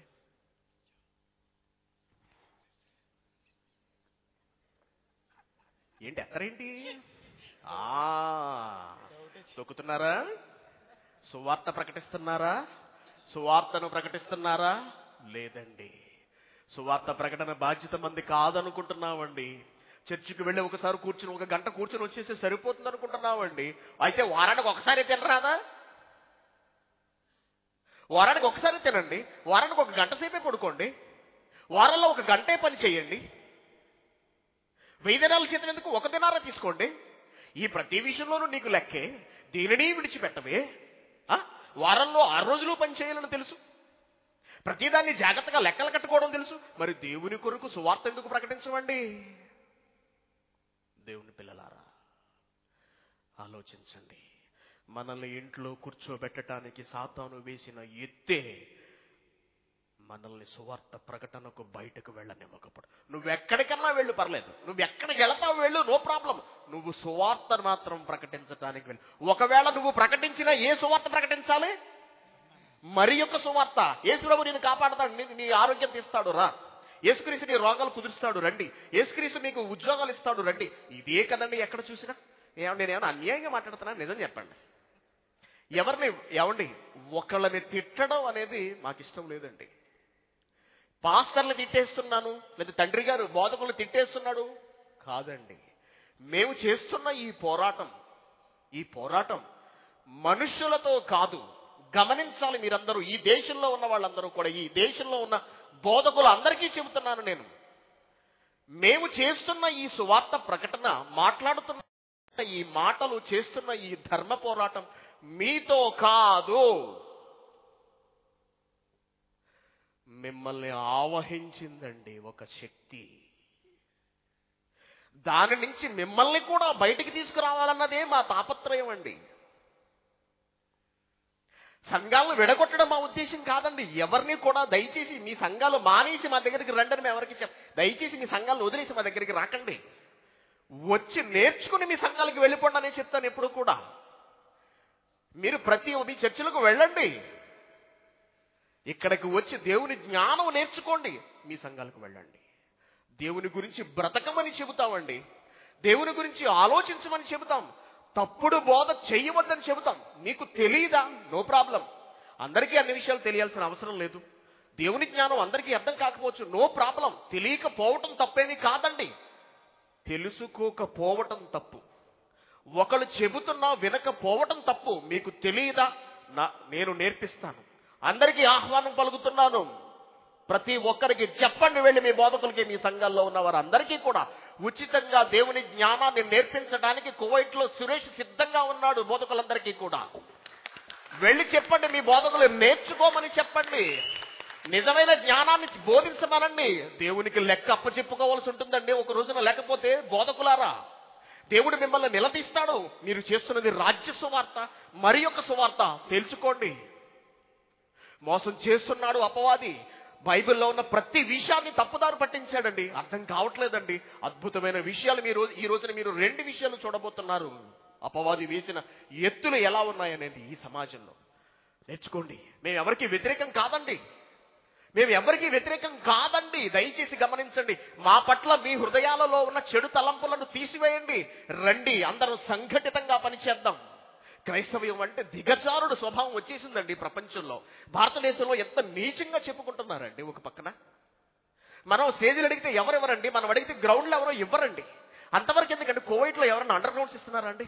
ఎవరు ఇవ్వట్లేదండి. అండర్ గ్రౌండ్స్ ఇస్తే అల్లరి కేకలు, నానా హంగామా అంటూ ఎవరికి అండర్ గ్రౌండ్ లేవు. ఎందుకు ఈ పరిస్థితి తెచ్చుకోవాలి? ఇదా దేవుడు చేయమని చెప్పింది బైబిల్లో మనకు? కాదండి. దేవుడు బైబిల్లో బోధించిన మహాజ్ఞానం వేరు, ఈ ప్రపంచానికి అర్థం అయ్యింది వేరు. అర్థం కాకుండా చాలా తెలివిగా ఈ యుగ సంబంధమైన దేవత అవిశ్వాసులైన వారి మనోనేత్రములకు గురుడ్డితనము కలుగ చేసేసింది. దేవుని మహాజ్ఞానాన్ని అర్థం కానివ్వకుండా చేస్తోంది. అందుకే ఆలోచించండి, నేర్చుకోండి, బైబిల్ను పఠించండి, దేవుని మహాజ్ఞానాన్ని. మీకు అర్థం కావటం లేదా? రండి, నేను నేర్పిస్తాను. ఎవరైనా సరే ఈ దేశంలో నేను నేర్పిస్తాను ఉచితంగా. నా దగ్గరికి వచ్చి నేర్చుకోండి. ఈ విషయంలో మీరు చెబుతున్నది తప్పు అని నాకు చెప్పండి, నేను సరిదిద్దుకుంటాను. మూర్ఖుణ్ణి కాదండి. నేను పట్టిన కుందేలకి 3 కాళ్ళనే రకం కాదు. నిరూపిస్తాను బైబిల్ నుంచి ఏదైనా సరే. నేర్చుకోండి. అపవాదిని చితక తొక్కండి. సాతాను పుట్టడానికి కారణం మనమే. మన వలనే అపవాది పుట్టింది. మన వలనే దేవునికి తలనొప్పి మనల్ని కలిగించినందుకు దేవుడు ఎన్నో రకాల కష్టాలు ఎదుర్కొన్నాడు ఈ రోజున. కాబట్టి వాని అంతం ఎవరి చేతిలో పెట్టాడంటే మన చేతికి అప్పగించాడు. నువ్వు ఏ రోజైతే అడుగు బయటకు వేసి సువార్త ప్రకటన చేస్తావో, ప్రపంచం అంతా అన్ని భాషలలోనికి ఈ రాజ్య సువార్త వెళుతుందో, యేసుక్రీస్తు దిగి వచ్చేస్తారు. యేసుక్రీస్తు దిగి వస్తే అపవాది అంతం, మనమందరం పరలోక ప్రయాణం. కాబట్టి సాతాను పుట్టుకకు కారణం మనము. వారి అంతం ఎవరి చేతిలో ఉందంటే మన చేతిలోనే ఉంది. అర్థమైందా? కళ్ళు మూసుకోండి, ప్రార్థన చేస్తాను. పరలోకమందున్న మా కన్న తండ్రి, సాతాను మాయలో ఈ ప్రపంచం అంతా చిక్కుకుంది తండ్రి. ఒకడు చదువులని, మరొకడు ప్రేమలని, మరొకడు శాస్త్రం అని, మరొకడు పాటలని, ఆటలని, మరొకడు మరొకటని, ఇలా ఒక్కొక్కడిని ఒక్కొక్క మాయలో ముంచింది. ఏ ఒక్కరూ మీ వైపు చూడకుండా చాలా జాగ్రత్త పడుతున్నాడు తండ్రి వాడు. మీరు మహాజ్ఞానాన్ని వ్రాయించి ఇచ్చినా అది వారి కంటికి కనపడకుండా చేశాడు. నా దేవా, లేఖనాలను చదవనివ్వలేదు, లేఖనాలను పరిశోధించనివ్వలేదు. అవసరాల కోసం మీరు రాయించిన మహాజ్ఞానాన్ని కేవలం తెరిచి మూసేస్తున్నారంతే తప్పించి మీ మనసును అర్థం చేసుకుని సువార్తను ప్రకటించి అనేక మందిని కాపాడదామనే ఆలోచన ఈ ప్రపంచ ప్రజలలో లేదు దేవా. అందుకే మీ పిల్లలలో మీ పట్ల ఆలోచన రేకెత్తించటానికి లేఖనాల పరిశోధన సదస్సును ఏర్పాటు చేశాం. మీ పిల్లలు విన్నారు తండ్రి. ఎంతో విలువైన మాటలను మేము మరిన్ని చర్చించుకోబోతుండగా మీ పిల్లలకు సహనమును, ఆలోచనను, వివేచనను ప్రసాదించమని, సాతానును కాళ్ల కింద చితక తొక్కగలిగే మహాజ్ఞానాన్ని మాకు ప్రసాదించమని క్రీస్తు పేరిట వేడుకుంటున్నాము.